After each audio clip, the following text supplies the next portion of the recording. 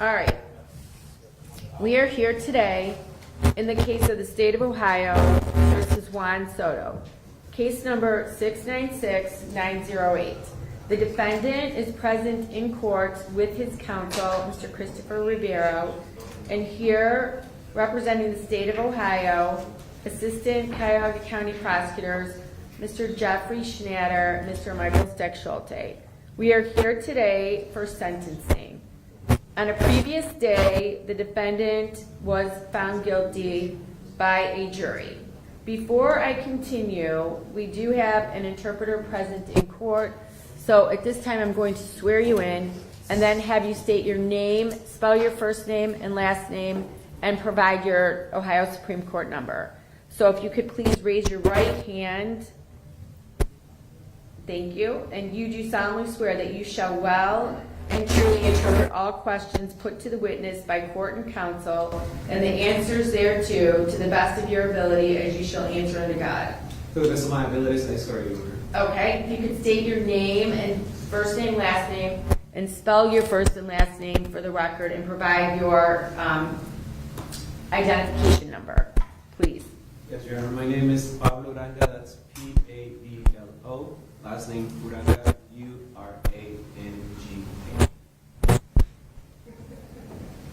Okay, thank you.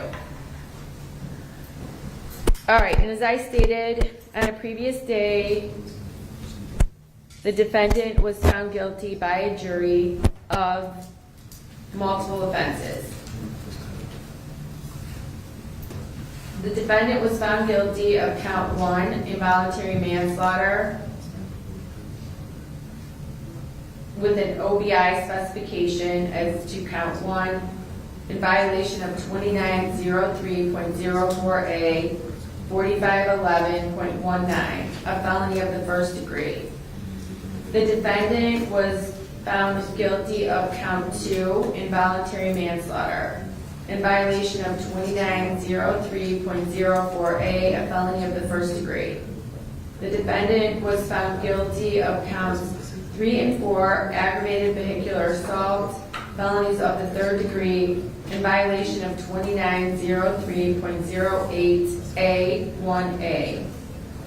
The defendant was found guilty of counts 5 and 6, vehicular assault, in violation of 2903.08A2B, felonies of the fourth degree, and the defendant was found guilty of count 7, driving while under the influence of alcohol or drugs, a misdemeanor of the first degree, in violation of 4511.19A1A.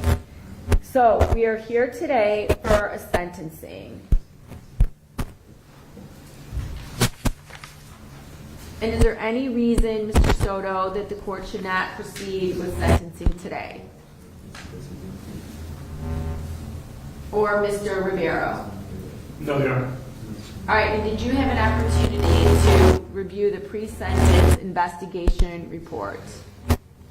Yes, I did, Your Honor. Any changes, deletions, additions, corrections that need to be made? No, Your Honor. Also, the court did receive from the defense, on behalf of the defendant, letters. And I believe the state also received a copy of those letters. Is that correct? It is, Your Honor. All right. And so before we proceed, I would like to address merger on counts 1, 2, 3, 4, 5, 6, and 7. So what is the state and defense position regarding merger of the offenses? Your Honor, based on the facts that they came in, it's the state's position that counts 1, 2, 3, and 5 would all merge for purposes of sentencing, and the state would elect to have Mr. Soto sentenced on count 1, and counts 4 and 6 would merge for purposes of sentencing, and the state would elect to have Mr. Soto sentenced on count 4. Count 7, he would also be sentenced on. All right, so I'm sorry. So count 1, 2, 3, and 5. all merge. And correct, we would elect to have him sentenced on count 1. Okay. And count 4 and 6 would merge into each other, and we would elect to have him sentenced on count 4. So the defendant, and Mr. Rivera, what's your position? Your Honor, our position is the same. However, after speaking with my client and reading a bit, I think the misdemeanor, we have a difference of opinion on whether or not that misdemeanor is a consecutive 180 days or it should run concurrent with the felony counts. So we are in the position that it should run concurrent. So the maximum possible penalty here would be 16 years, not 16 and a half. So we just note that for the record. Thank you. All right, so one moment. So what you do agree on is counts 1 and 2, the defendant to be sentenced on regarding murder, correct? Correct, yes. All right, so count 1 is involuntary manslaughter, felony of the first degree. Count 4 is what the state is electing the sentence, the court to impose a sentence on, is aggravated vehicular assault, a felony of the third degree, correct? Yes, Your Honor. And then count 7 is a misdemeanor of the first degree. And are you arguing that count 7 merges with any of the counts, or that the defendant's sentence does not have to run consecutive? I'm arguing that the sentence does not have to be consecutive. All right, so let's go off the record momentarily, and may I see the state and defense?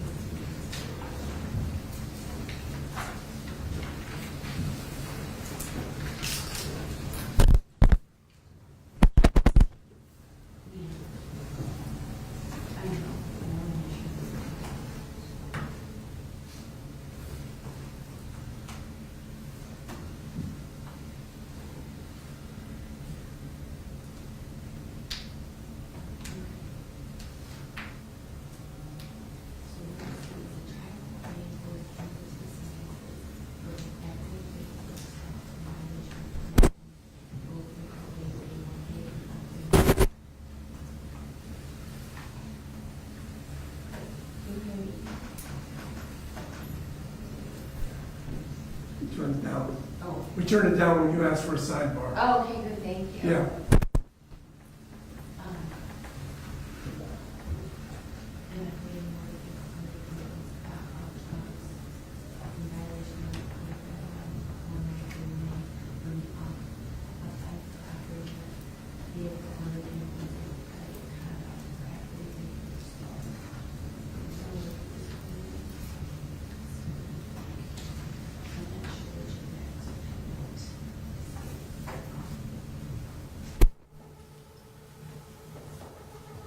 Okay, so this is early appeal for sentences claiming that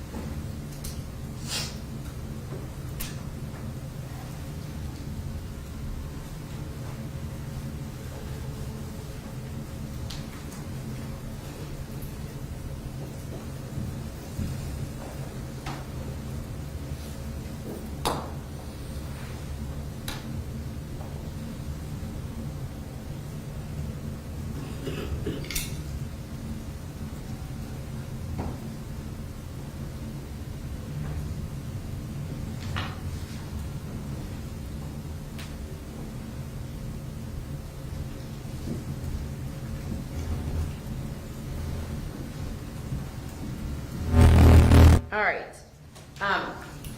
So let me just address that most recent issue regarding whether count 7, driving while under the influence of alcohol or drugs, merges or has to be run concurrent with aggravated vehicular assault.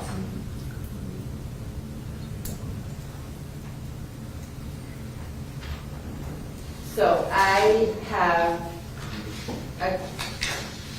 reviewed State versus Early. It's an Ohio Supreme Court case. 145, Ohio State 3rd, 281.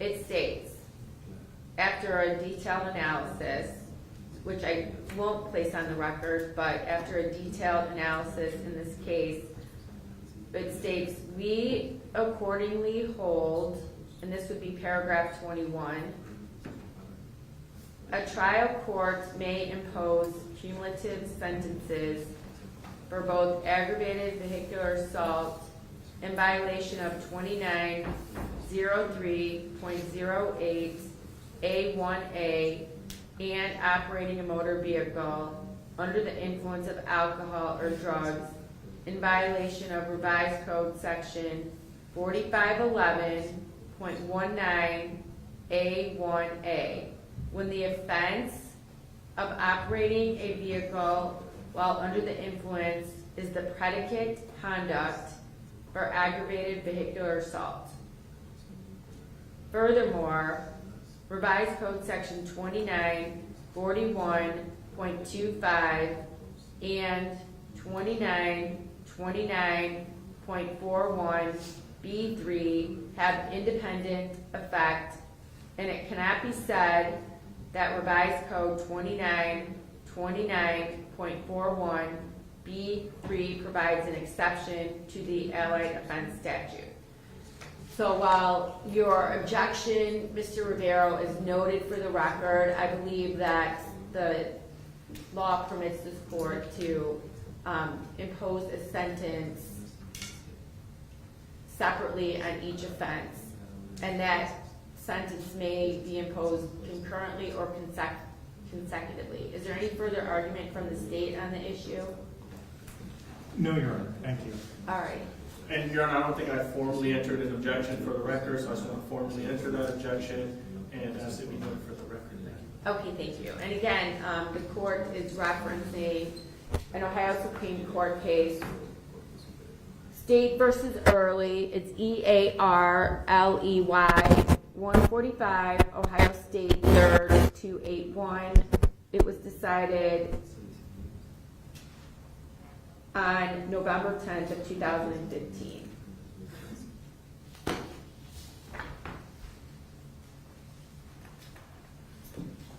All right. And the defense does not have any objection to the merger as outlined by the state. Is that correct? That's correct, Your Honor. All right, so at this time, the court will merge counts 1, 2, 3, and 5. The defendant will be sentenced on count 1, involuntary manslaughter, a felony of the first degree with the felony OVI specification in violation of 2903.04A, 4511.19. Also, the court will merge counts 4 and 6, and the state has elected that the defendant be sentenced on count 4, aggravated vehicular assault in violation of 2903.08A1A, a felony of the third degree. And that is a high tier felony, is that correct? That's correct, Your Honor. That's correct, Your Honor. Okay. And pursuant to the case law that the court has cited and noting the defense objection, the court will sentence the defendant on count 7, driving while under the influence of alcohol or drugs, a misdemeanor of the first degree. And I believe that off the record, the state defense and the court discussed the level of offense of that count, and it would be a first and 10. Is that what the state and defense agreed to? Yes, Your Honor. And just to clarify for the record, it's a first in a lifetime. I know first in 10, but I like to clarify that it's first in a lifetime. Okay, or simple OBI? Correct, yes. All right. So count 7 is a simple OBI.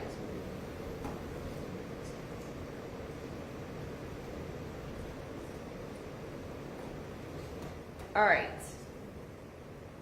Also, count 1 is subject to Reagan Tokes, and the state and defense agreed on that. Yes, Your Honor. Yes, Your Honor. All right, as I stated, that the court is prepared to proceed to sentencing, has reviewed the pre-sentence investigation report, provided the defense a copy, the state a copy, and there's no changes. Is that correct? On behalf of the state, yes, Your Honor.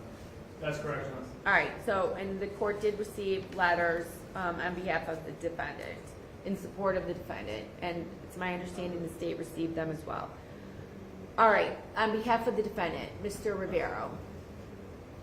Thank you, Your Honor. May it please the court.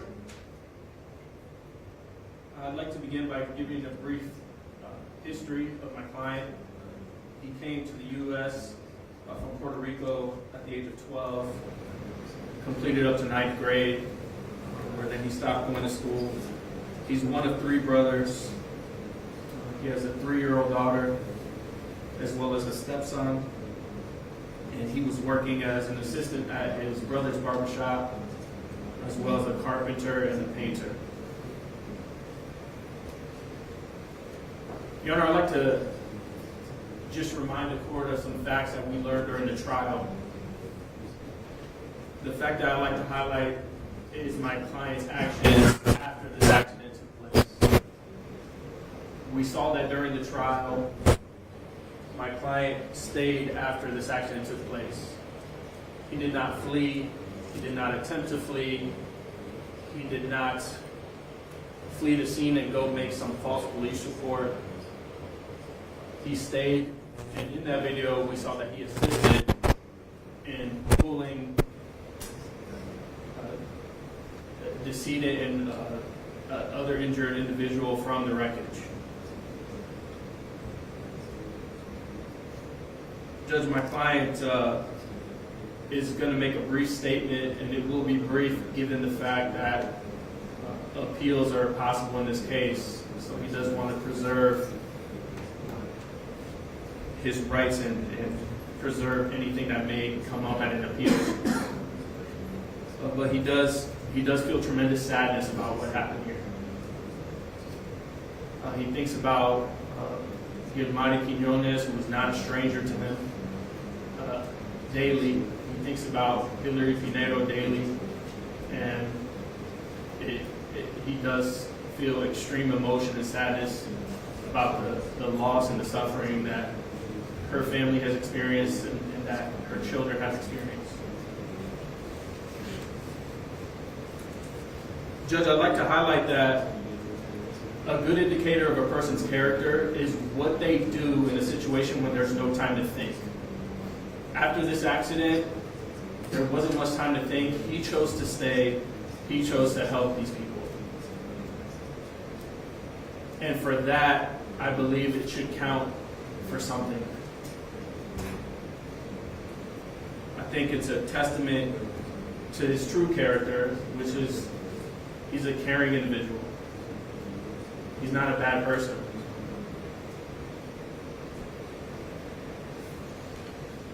You know, when deciding a fair and just sentence in an emotional case like this, I know the people want maximum sentences because someone lost their life, or maximum sentences because someone was severely injured. However, for me, that is something that is driven by emotion. We have been locking people up in cages in this country for a long time. Human beings are complex creatures. Locking them in cages doesn't rehabilitate them. Locking them in cages is a form of punishment that is simple. It doesn't match the makeup of a human being. So in this case, my client understands that there is a mandatory prison sentence. He understands that the court is going to send him to prison today. However, he just asks that the court be fair and just, and not only judge him by what the jury decided were his mistakes, but judge him based on the full makeup of his character. A person who was involved in an accident, who stayed after the accident, and assisted in helping the other party in that accident. I ask that the court think of his 3-year-old daughter and understand that when you send someone to prison, you're not only sending that person to prison, you're sending their family to prison with them. And we just ask that the court give him a chance to see his daughter grow up, if not just partially grow up. We understand that the response may be, well, he should have thought of that before, or the victim in this case is not going to see their children grow up. However, the law doesn't provide us with some sort of life penalty here or death penalty here. The law provides us with what the court has decided is a maximum of 16.5 years. And we ask that the court consider something much less than that, Your Honor, given the fact that he never ran away from the situation.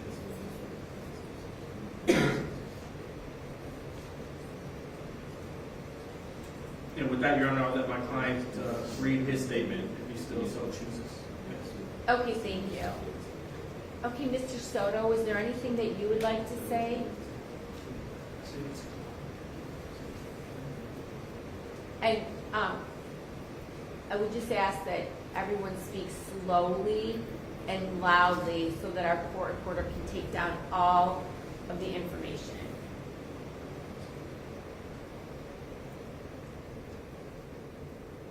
Okay, you may proceed. Quiero expresarme y decirle lo triste que estoy. I want to express and tell you how sad I am Y he estado por los últimos 16 meses. and how sad I have been for the past 16 months. Palabras no pueden expresar la tristeza Words cannot express how sad que siento especialmente por la señorita Hilary, Gilmary, su mamá, sus hijos, su familia y sus amistades. the words cannot express how sad I feel for Miss Jemari, mom, her daughter, and all her family members. Le pido a Dios todos los días que los sane. I ask God every day that He heals them. Por completo a la familia entera, a sus amistades, a su familia, a su mamá y a sus hijos. I ask God to heal them, friends, family, the complete family, friendships, daughters, and sons. Que Dios los bendiga hoy, mañana y siempre. May God bless them today, tomorrow, and forever. Por razones de la corte, juicio y apelaciones en el futuro, hago este testamento en breve. Due to appealing and judgment reasons, I am keeping this testimony brief.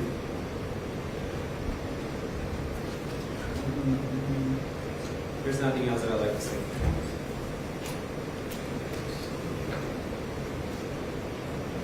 Anything further on behalf of the defense? No, Your Honor. All right, thank you. On behalf of the state. Your Honor, the defendant is not a hero. He's a debtor. On April 22nd, 2024, he incurred a debt with our community that can only be satisfied with time in prison. After consuming alcohol that night, he got behind the wheel of a 2-ton Toyota Tundra and treated it like a toy. He went 94 miles an hour in a 35-mile-per-hour zone while he was intoxicated. And that decision cost Gil-Marie her life. It cost her family, her children, a mother, her mother, a daughter, her siblings, a sister. Hillary will have to live with permanent disfigurement for the rest of her life that will constantly remind her of what is certainly the worst day of her life. The facts of this case are every person's worst nightmare, Your Honor. For Hillary's mother to receive that call we all fear, the defendant had time to think about his conduct in the immediate aftermath of what he did. He had time to think about it because he blamed the victims for the collision that he caused. If there's ever a case, Your Honor, where the maximum penalties are appropriate, it's this one. Anything further on behalf of the state? Your Honor, Virginia Lopez is here. She is one of Hillary's and Hillary's family members. It is my understanding that she would like to make a statement to the court on behalf of their entire family. All right, and so you can come forward to the podium, and you need to please state your first name and your last name, and spell your first and last name as well. My first name is Virginia. My last name is Lopez. VIRYINIALOPEZ.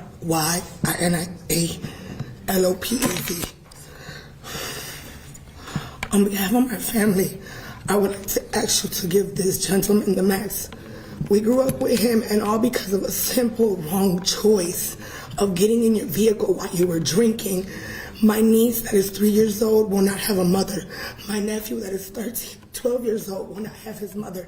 And my 20-year-old nephew is struggling right now as we speak with suicide and depression due to his actions. He will get to see his daughter and family again. He will never get to see her again. And I also have another cousin who has scars and has to look into the mirror every day due to his actions. So on behalf of my family, we just ask that you please give him the max. And that's all we got to say. Okay, thank you.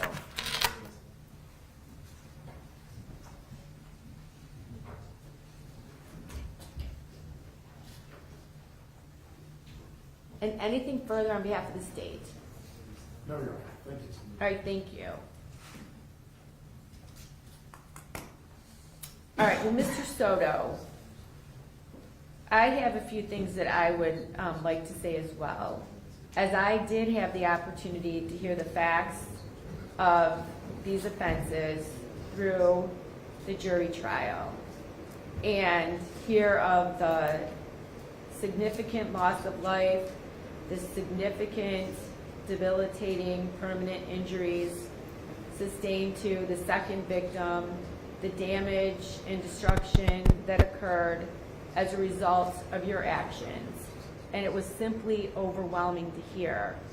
And when you make a decision to drive in the manner that you drove that evening, while under the influence, driving at an outrageous high rate of speed, you put an entire community at risk for the loss of life, for the loss of property, for causing irreparable injury to others. And it's 100% foreseeable that something of this significance, something of this magnitude would occur because of that decision that you made. And it's so incredibly senseless for you to get behind the wheel of a car in the state that you were in and drive in the manner that you drove. It's completely senseless that you would put so many people at risk.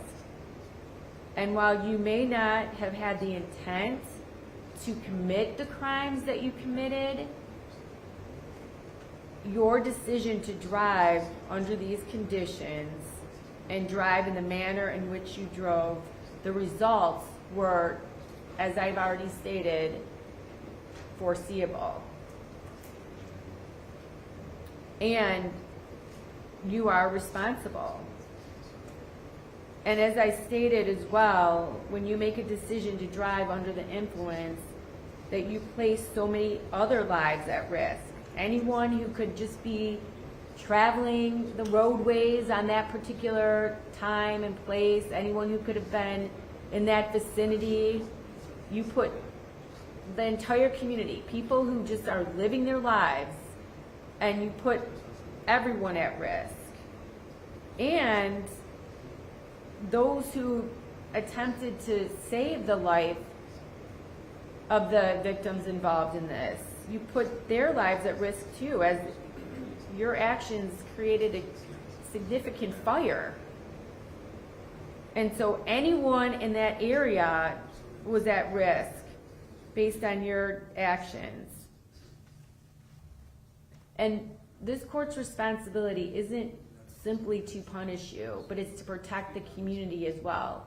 And when you make that decision to get in that vehicle and drive under the influence, the manner that you drove, you put everyone in the community at risk for no reason. And people, as I stated, are just trying to live their lives and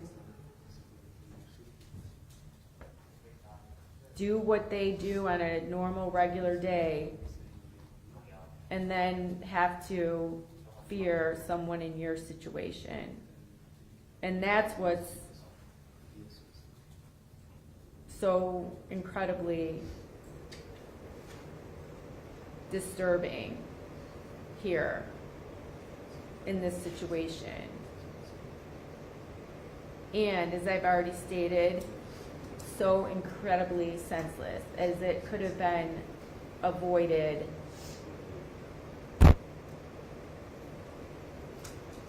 in so many different ways. And so, as I stated, while you may not have meant to injure your friends or your associates, your acquaintances in the way that you did, your behavior and the results that occurred as a result of your behavior was clearly a foreseeable incident. As I've already stated, count 1 is subject to Reagan-Tokes. That means that the court will impose an indefinite prison sentence with a minimum sentence and a maximum sentence. So now I will advise you of Reagan-Tokes, that it is rebuttably presumed that you will be released from service of the sentence on the expiration of the minimum prison term imposed as part of the sentence, or on the offender's presumptive earned early release date as defined in section 2967.271 of the revised code, whichever is earlier. That the Department of Rehabilitation and Correction may rebut the presumption described in Division B2C small I of this section if at a hearing held under section 2967.271 of the revised code, the department makes specified determinations regarding the offender's conduct while confined, the offender's rehabilitation, the offender's threat to society, the offender's restrictive housing, if any, while confined, and the offender's security classification. That if, as described in Division B2C small I of this section, the department at the hearing makes the specified determinations and rebuts the presumption, the department may maintain the offender's incarceration after the expiration of that minimum term or after that presumptive earned early release date for the length of time the department determines to be reasonable, subject to the limitations specified in section 2967.271 of the revised code. That the department may make the specified determinations and maintain the offender's incarceration under the provisions described in Divisions B, 2, C, small I, and double I of this section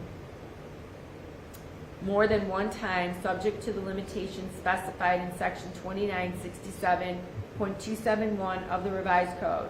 That if the offender has not been released prior to the expiration of the offender's maximum prison term imposed as part of the sentence, the offender must be released upon the expiration of that term. And as I stated, count 1 is a qualifying offense. In this situation, there were multiple victims, 2 victims. On count 1, involuntary manslaughter, there's a loss of life.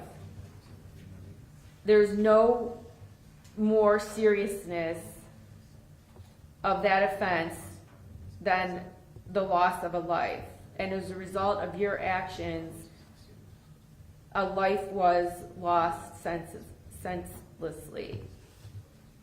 And as I stated, multiple victims were involved in this. On count 4, as the state's elected that you be sentenced on aggravated vehicular assault, a second victim who suffered permanent, irreparable physical injury, not to mention the emotional injury of being involved in such a horrendous accident that caused this fire, and she sustained significant burns to her body. So, in considering all of the relevant seriousness and recidivism factors, ensuring that the public is protected from future crime and that you are punished, and there is no sentence that I can impose that would ever change what occurred on that particular day and would ever make anything, would ever be able to go back to what was prior to this happening.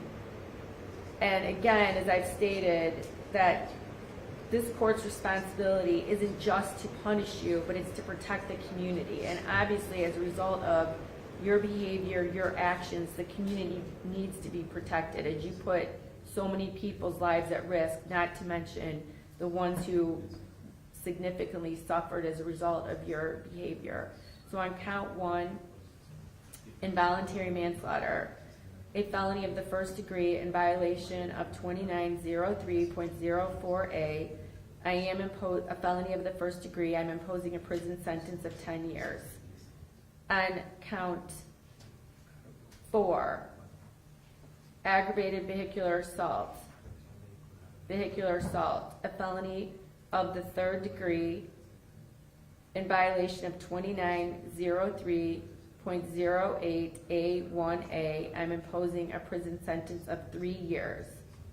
On count 7, driving while under the influence of alcohol or drugs, a misdemeanor of the first degree in violation of 4511.19A1A, I'm imposing a jail sentence of 6 months to be served in the Cuyahoga County Jail. Going back to count 1, since it is subject to Reagan Tokes, the minimum sentence on that count is 10 years. The maximum sentence on that count is 15 years. That is just on count 1. Count 1 and count 4 will run consecutive to one another. Count 1 and count 4 run consecutive to one another, and they will run concurrent to count 7. And again, based on the case law that the court reviewed, count 7 is going to, the court is imposing a sentence on count 7.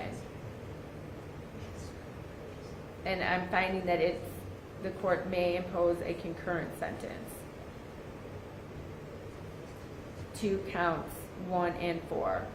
So the total sentence, as it is an indefinite sentence pursuant to Reagan Tokes, as count 1 is the qualifying offense, as the court is running counts 1 and count 4 consecutive to one another. So the minimum sentence is 13 years. The maximum sentence under Reagan Tokes is 18 years. On count 1, I'm suspending your license for your lifetime. I'm also adding 6 points to your license as well. Now I'm going to make a finding of consecutive sentences.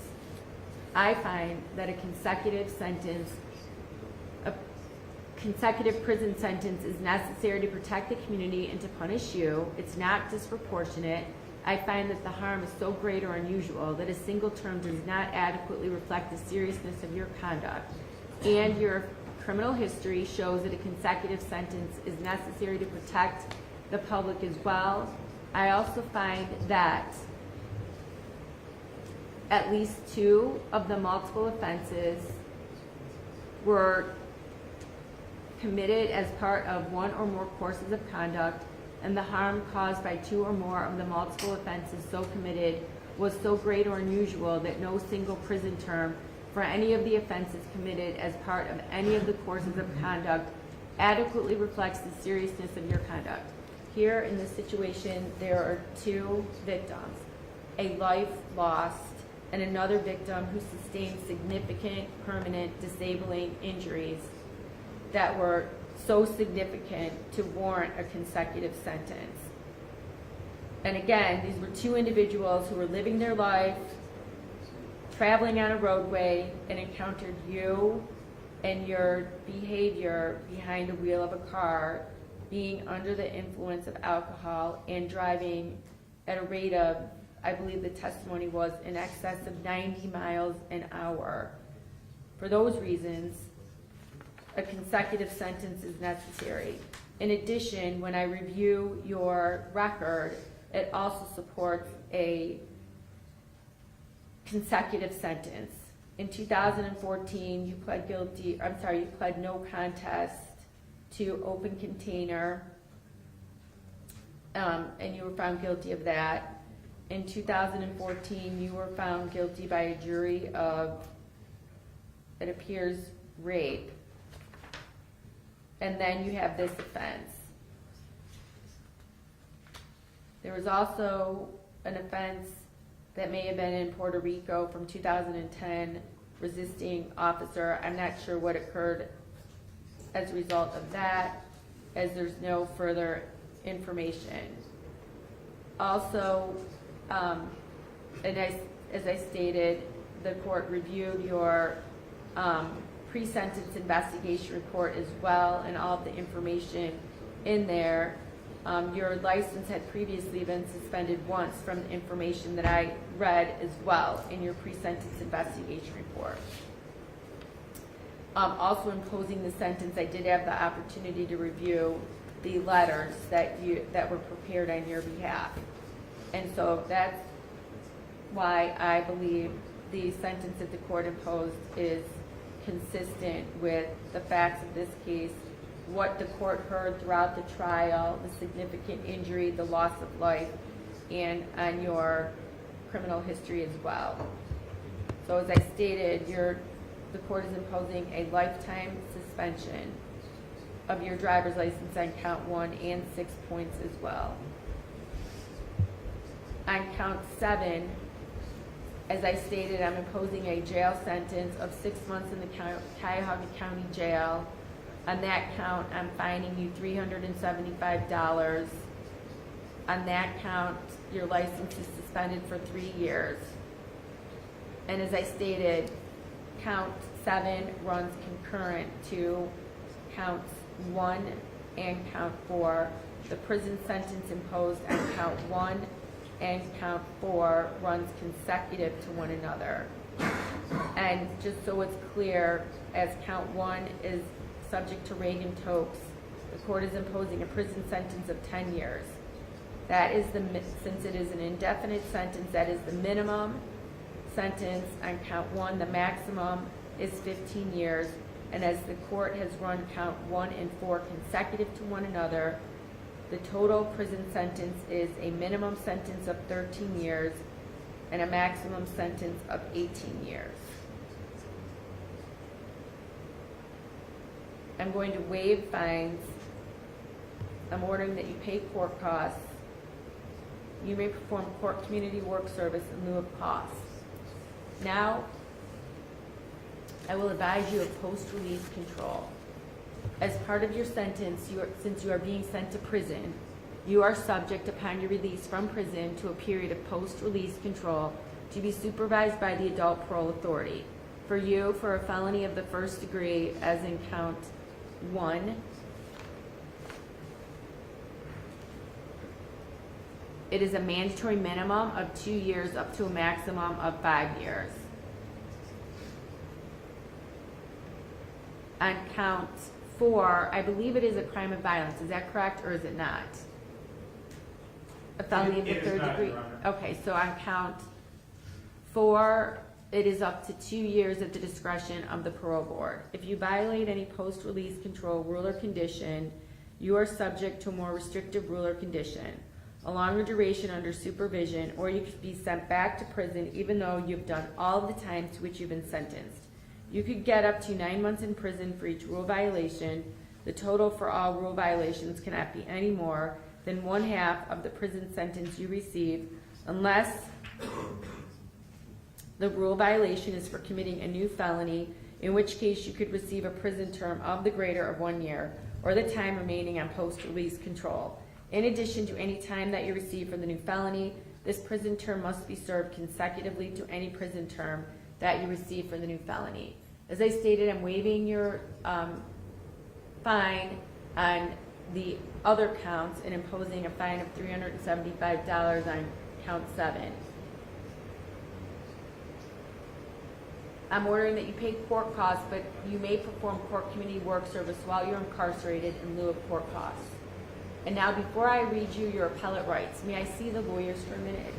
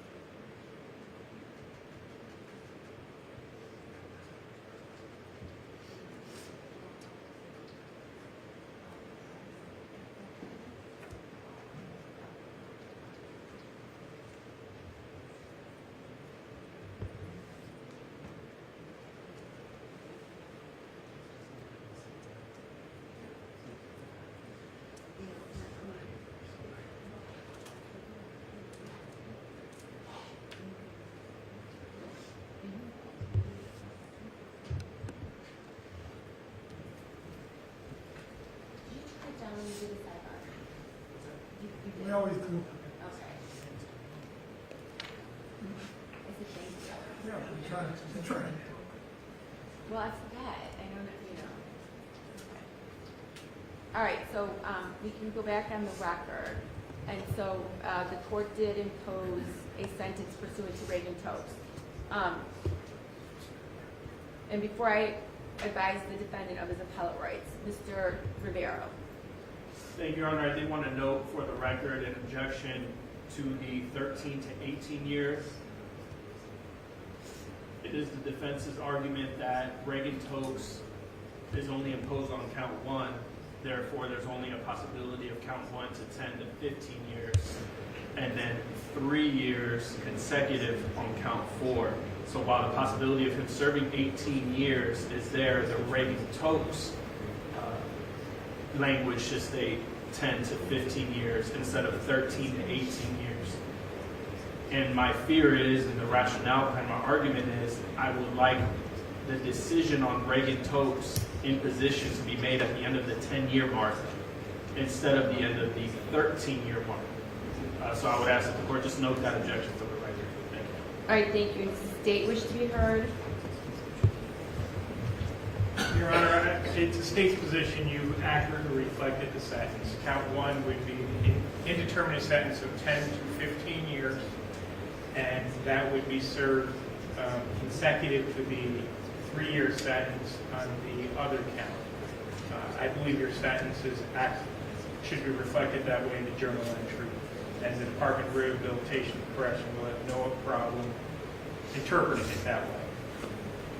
All right, thank you. So I believe the way the court imposed it is accurate, but your argument is noted for the record as well.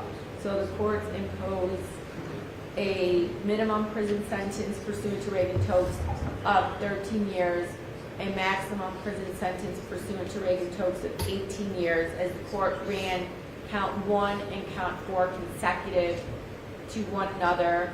Count 7 runs concurrent to all counts.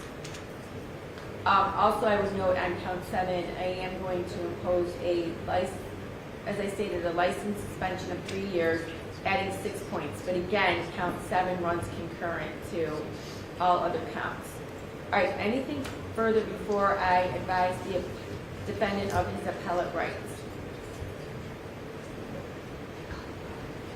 No, Your Honor, not on behalf of the state. No, Your Honor.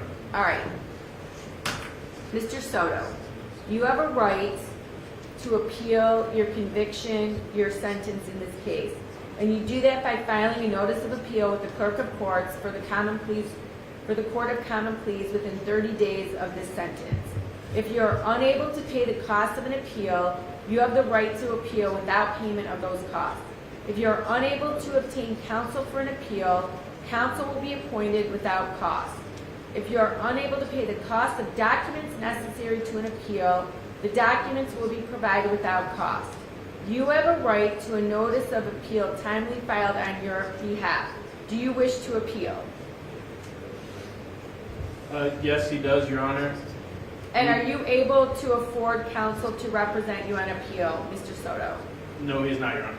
All right, do you wish the court to appoint counsel for your appeal? Yes, Your Honor. My client did also note that it does not necessarily have to be someone who speaks Spanish, just the best lawyer possible. Okay. And so I just wanted to, since you do have an interpreter today, and I understand that the interpreters were used during the trial as well, not regularly, but their interpreters were present. So it's Mr. Soto's opinion that he does not necessarily need a Spanish-speaking appellate lawyer. Is that correct? Your Honor, yes, that is correct. He would be able to use the services of an interpreter if needed. Okay. All right. And so the defendant is not able to afford counsel to represent him for his appeal. Is that correct? That is correct, Your Honor. We would ask that the court appoint counsel for his appeal. All right. So I am going to appoint counsel to represent you on your appeal. I am going to appoint Mr. Edward Borkowski to represent you on your appeal. As The defendant has been in jail, I have calculated 492 days. So the court will, the defendant will receive 492 days credit for time served. And Mr. Soto, you have not had employment for a significant period of time, is that correct? That's correct, right? That is correct, Your Honor, yes. All right, and as he's been incarcerated, so the court is appointing counsel to represent him, and all of the documents will be provided at the state's expense. All right, as I stated, the defendant receives 492 days credit for time served. One moment.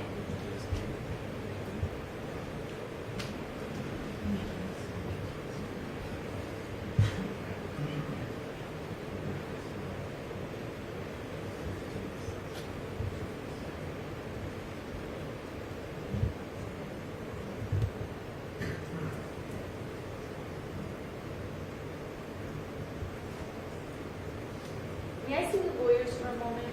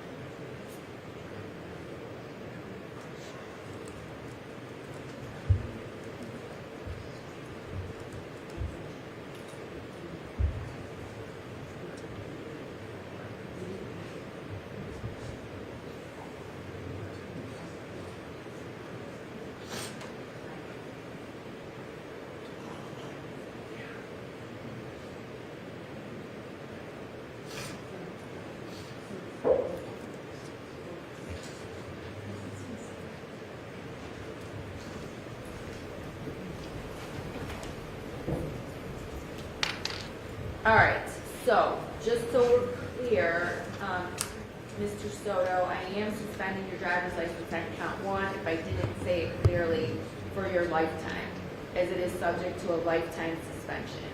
So I am suspending your license for your lifetime, and 6 points are added to the license as well. Also, you will receive 456 days credit for time served.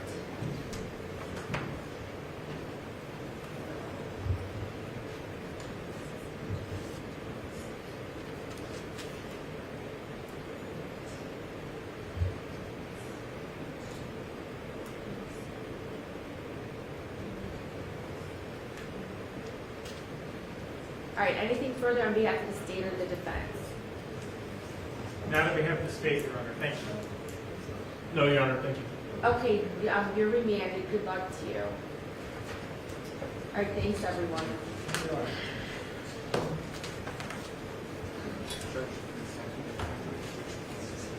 I need,